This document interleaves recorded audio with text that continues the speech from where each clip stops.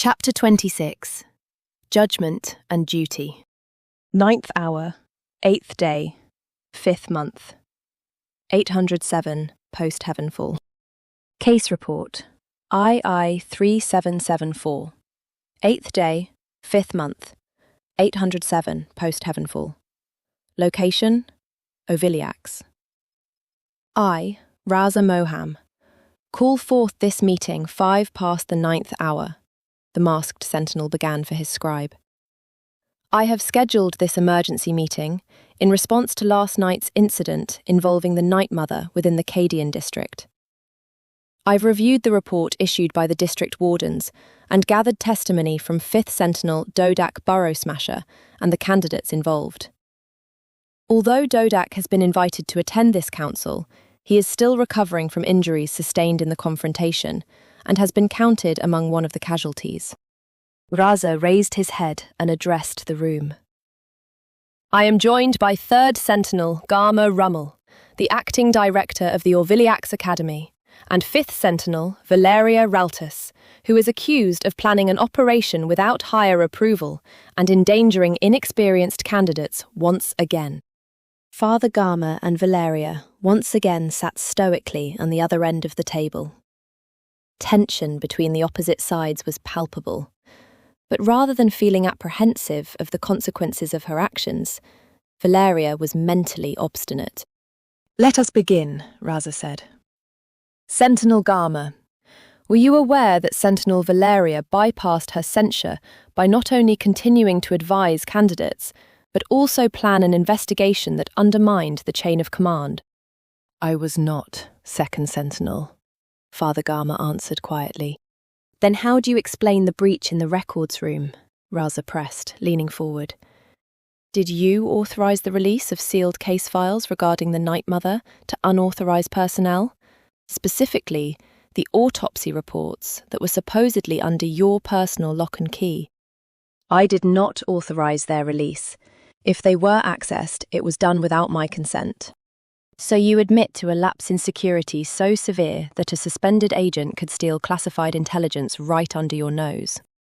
Garma remained silent, accepting the blow. Were any other members of the Ovyliax Academy faculty involved in knowingly assisting her investigation? There were not. Then let the record show that 5th Sentinel Valeria Raltus acted unilaterally, without consent from senior leadership, and violated her censure. She recruited multiple academy candidates into her personal investigation, provided them with a writ of authority with access to deeply sensitive information, and concluded in a confrontation with a dream hag that put the lives of 4 initiates in mortal peril and caused 1 sentinel to be gravely injured. And ended the Night Mother coven, Valeria retorted. Excuse me? Raza snarled at the outburst. Let it also be on record, she said, eyes glancing coldly at the scribe. My actions ended the Night Mother coven once and for all. The inexperienced candidates were methodical in discovering the patterns of the dream hags, and their talents led to 2 being neutralized. That is beside the point, the 2nd Sentinel hissed. It's your insubordination that is being scrutinized, not the results. Did you learn nothing from the death of Penkalin? I learned our candidates are more resilient and resourceful than you give them credit for. I never forced or coerced them into anything, and all their decisions were voluntary. The most I wished for was further information and insight, and yet they chose to go beyond, out of a sense of duty to end the Night Mother threat. With deep respect, Sentinel Raza, Garma interjected diplomatically. As unorthodox as 5th Sentinel's methods were, we should not ignore the outcome. There's no denying our organisation has been stretched thin, and Valeria made the choice to utilise what was available. The candidates exceeded expectations and performed admirably, both directly in the field and in support of our organisation. While there were regrettable casualties along the way, many more lives were saved thanks to their efforts. Raza folded his arms and shook his head. So should we just pin badges and call them full sentinels now?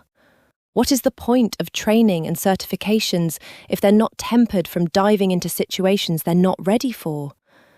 It's your job as an academy instructor to be strict in setting realistic expectations. Otherwise, we'd be no different from bandits and thugs. Well, for all the harping you have on following procedure and experience, your methods had us all digging in the wrong location entirely, Valeria quipped. Raza slammed the table. Enough! He roared beneath the mask. The impact was so hard it startled the scribe into dropping his pen. Valeria Roltis, by my authority as a second-class sentinel of the Victoria Prefecture, I suspend you of all duties within our organisation. You are to be put on leave while I process the motion to excommunicate you from the Sentinels. The chamber went silent for a couple breaths, before Valeria exhaled a chuckling scoff. Fine. If this is how Sentinels are supposed to work to keep our beloved nation safe, then perhaps I want no part of it. Sentinel Raza, I really must protest, Garma pleaded on her behalf. Valeria is one of the most talented and intelligent individuals I have worked with. Our branch would be losing someone of great initiative if we were to abandon her. Surely her endorsement by the late First Sentinel Orion counts for something. Orion was known to have the same reckless approach, which is no wonder he set a poor precedent for those he mentored. His death came as little shock to me. Garma's jaw dropped from the disrespect. Surely you can't feel that coldly about someone who was once your peer. Never mind about Orion, Raza said while hardening his stare. Sentinel Garma, you too will be suspended from serving as director of this academy. I'll also be petitioning for a demotion of your rank. Why the fuck? Valeria exclaimed. He had nothing to do with this. Silence!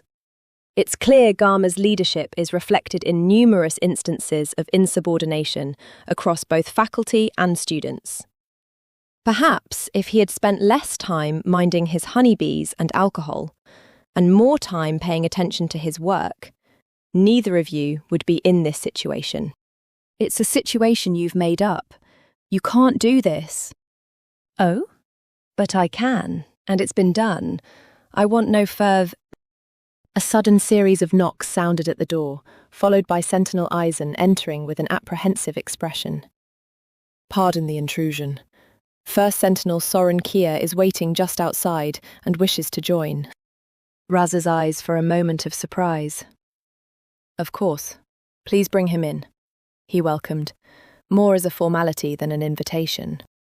The occupants all stood up from their chairs and prepared for his arrival, before an aide's voice called out from the door. Honour to the First Sentinel. The Sentinels bowed as a human man in his 50s entered. He wore a suit of crimson-coloured brocade that was embroidered with foliate patterns and featured a stiffened high collar, obscuring a bit of white lace underneath. The vest was accented by intricate buttons of solid gold, while his right arm was hidden by a black cape of velvet that hung over the shoulder.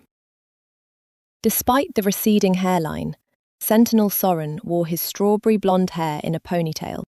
At ease, everyone, at ease, the First Sentinel greeted with a jovial grin as he took a seat at the table. He spoke with a drawl typical of one who grew up in the western fringes of the Algarthan commandery. How's your son doing, Raza? He feeling better? Yes, First Sentinel. He's recovered, although I pray he hasn't passed the infection to my wife and I. We haven't felt any symptoms so far. Well, keep your mask on if you do start coughing, Soren jested. If you do feel under the weather, feel free to take a day off. I know you and your team have been working to the bone with all these different cases. Yes, Sentinel. I appreciate the suggestion. I thought you had declined the invitation to this council. I did at first, but the other meeting I had in conflict with this one was cancelled, so I decided to come by. Soren turned to the cleric. How about you, Garma? I forgot to congratulate you on winning your most recent brewing competition. The third Sentinel brightened at the recognition. Thank you. I'm working on a refreshing summer ale now and would be happy to hear your feedback. I'd be more than happy to try it. It's been a minute since I've had one of your concoctions, but they always tasted like a work of genius. We'll talk after to try to pencil some time in for a quick sip. Of course, sir. Garma then waved his hand to his colleague. You haven't met, but this is 5th Sentinel, Valeria Raltus. Soren gave her a curt nod. Good to finally meet face to face, Valeria. Likewise, 1st Sentinel, she said, with the tone returned to be more reserved and respectful. I was going to ask if everyone was caffeinated for the morning, but based on the shouting I overheard, it seems like everyone is plenty awake. The other participants at the table smiled sheepishly at the remark. On to business, which I'm going to keep things short since I have another matter to attend to soon.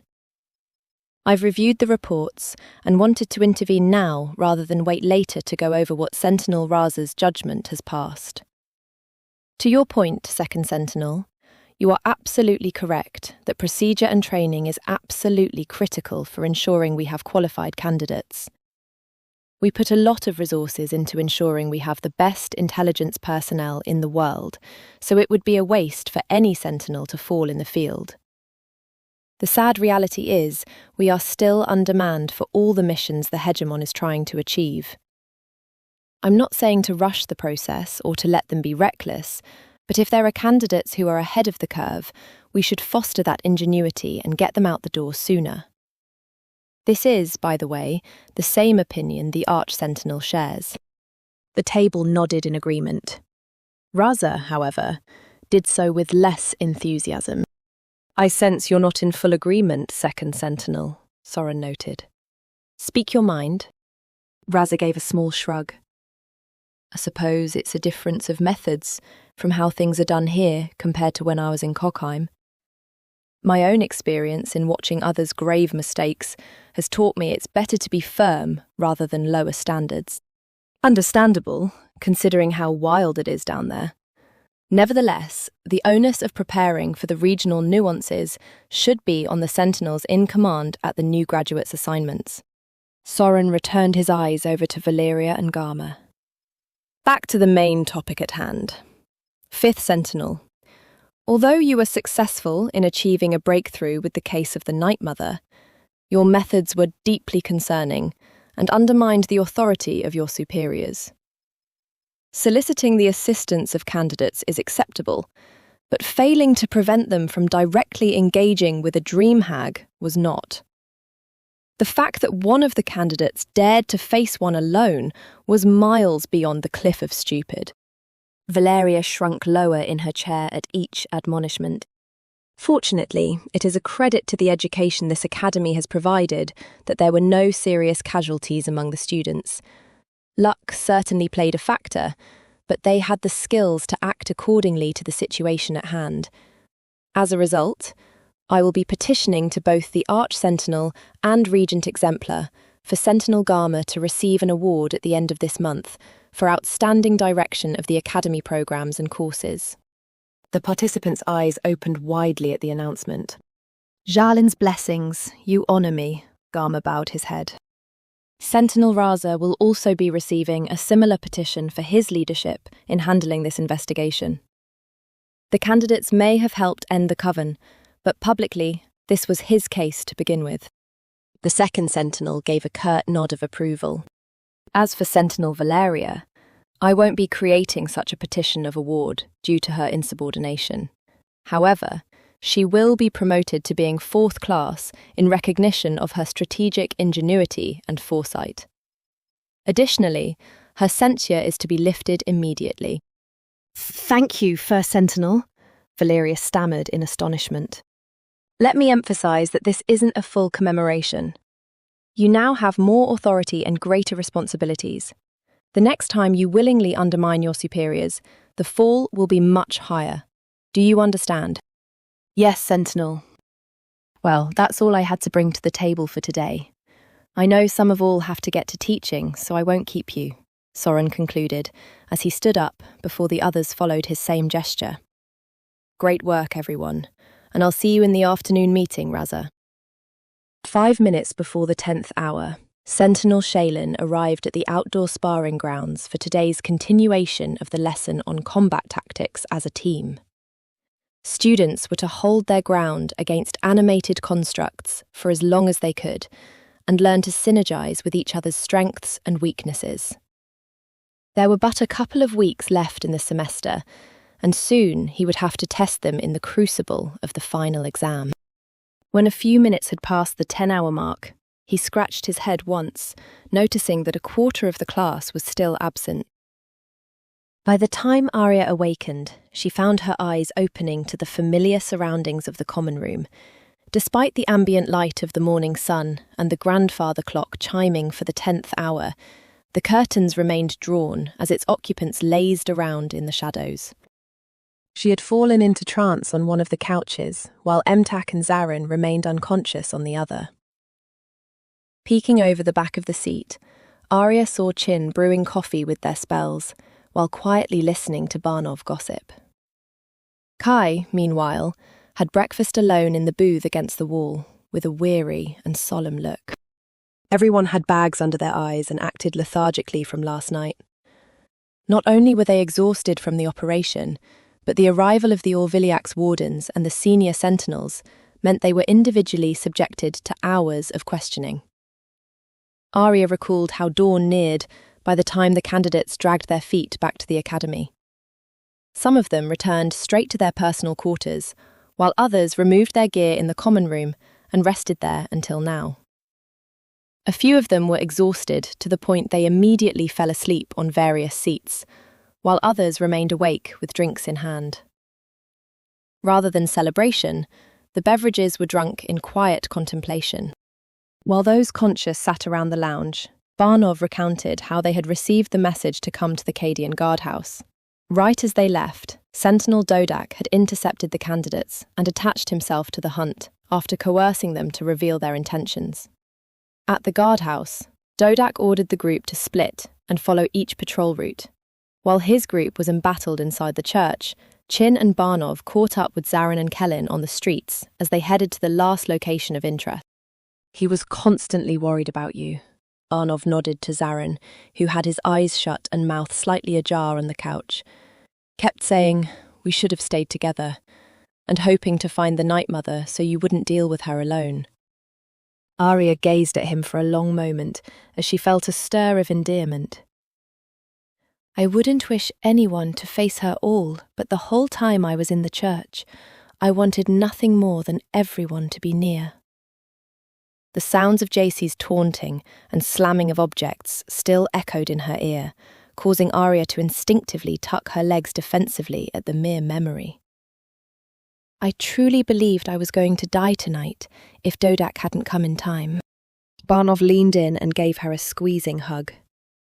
Despite the strength and size of her arms, Ariya found it deeply comforting as the sensation released a burst of endorphins.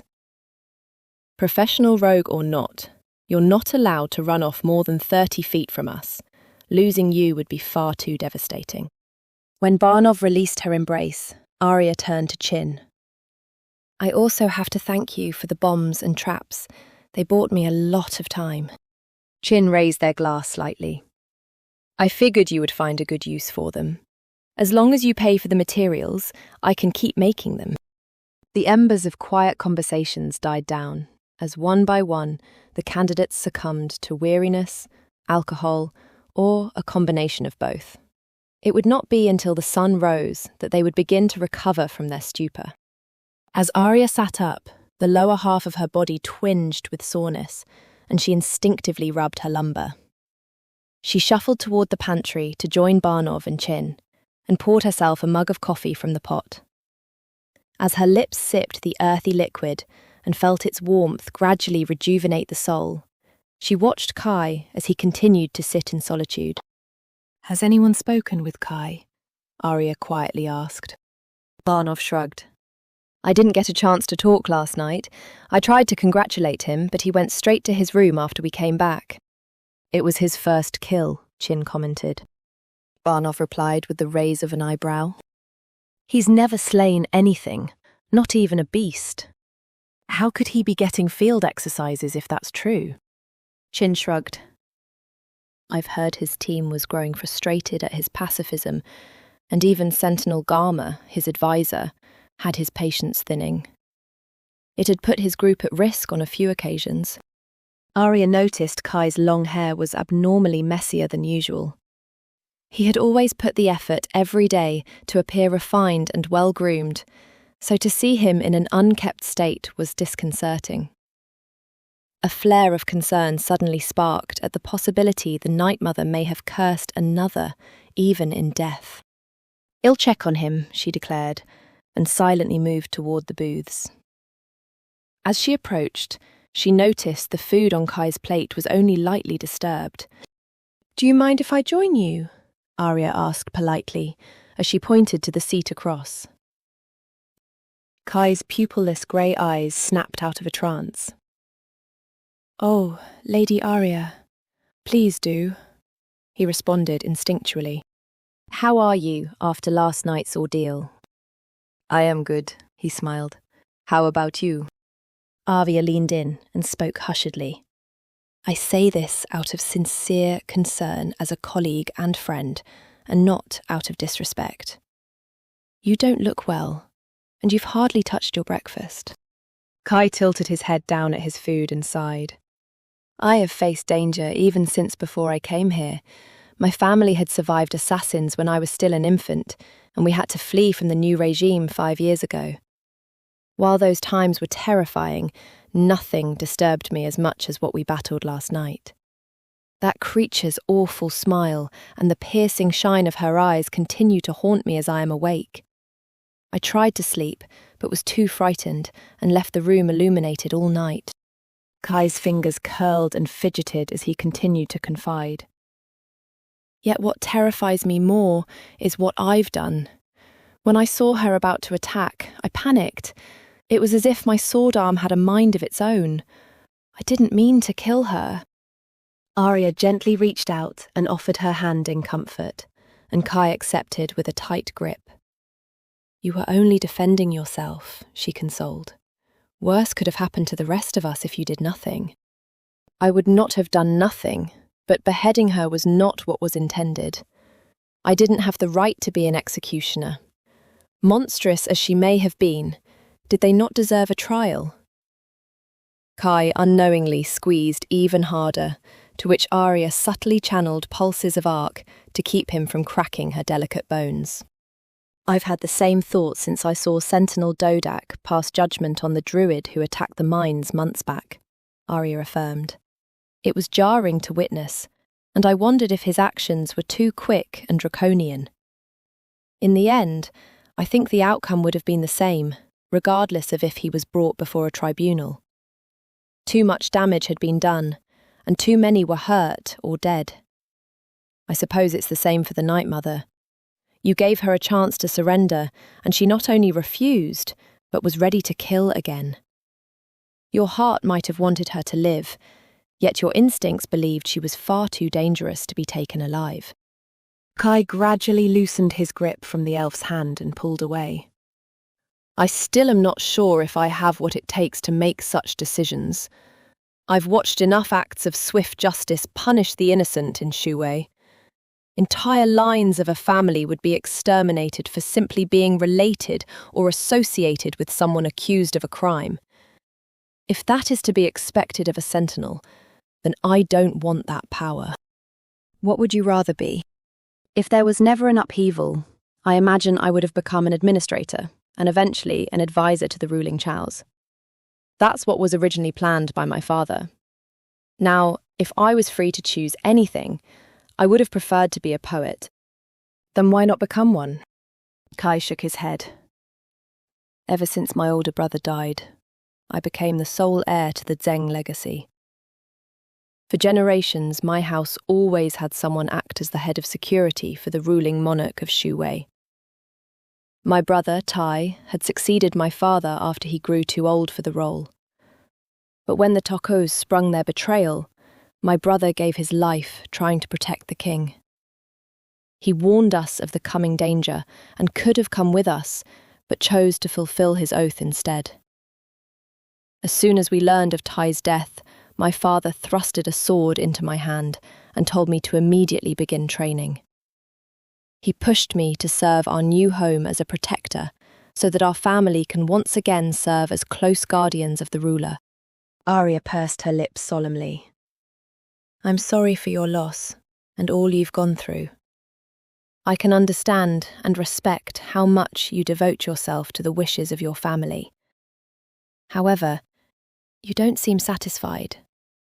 Your own goals and happiness are important too, so I wouldn't neglect them. Whether you wish to continue to be a sentinel should be up to you. If only it was that simple, Kai scoffed. My father would disown me if I decided to stray from the path. However, it's not the loss of financial support that worries me, but the fact that I can't bear to bring them shame as their remaining child. Ariya's heart ached with familiarity as she recognised the burden of parental expectations. She would never forget the disappointment in her mother's eyes upon realising her daughter lacked the talent for the arcane arts. Truthfully, I don't think you would be a bad sentinel. I think the organisation would benefit from those who are careful, mindful, and willing to exhaust all options before committing to action. What matters is we help make the world a better and peaceful place for as many as we can. Kai nodded with a half smile. I'll remember your words. Thank you. Of course. Ariya leaned her chin onto the palm of her hand as her mood shifted from one of counselling to playful curiosity. On a lighter note, did you happen to bring any of your poetry with you?